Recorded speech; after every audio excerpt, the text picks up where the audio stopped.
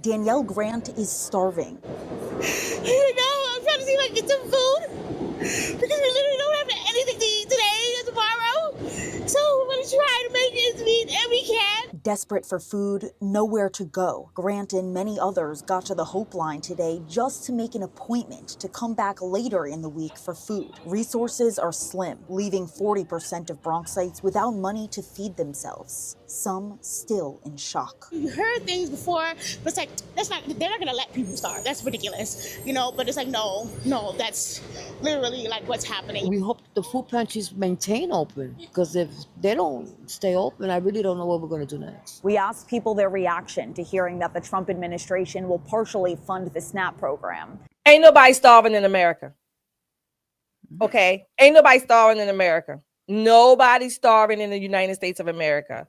That's my thought. That's my opinion. And matter of fact, I know it. Look at our diabetes, obesity, morbidity, and mortality numbers. Nobody's starving in America. Now, that's number one. Number two, do I think that the government, the Congress specifically, are inept and incompetent and on many things, certainly even on the shutdown? Even as much as I want the government to shrink, I absolutely do think that they are inept. Oh, not enough.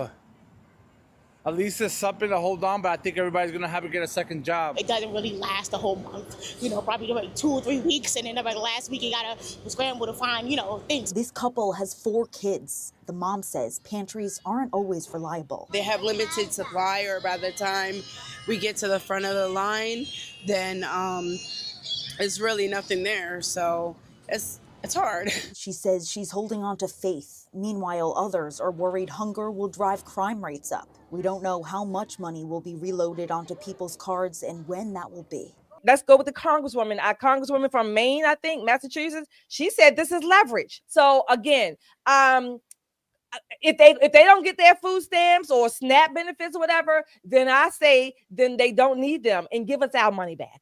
Well, the first thing I thought of when I heard 42 million people on food stamps, I said, you know what? We got a problem in this country, a problem of dependency.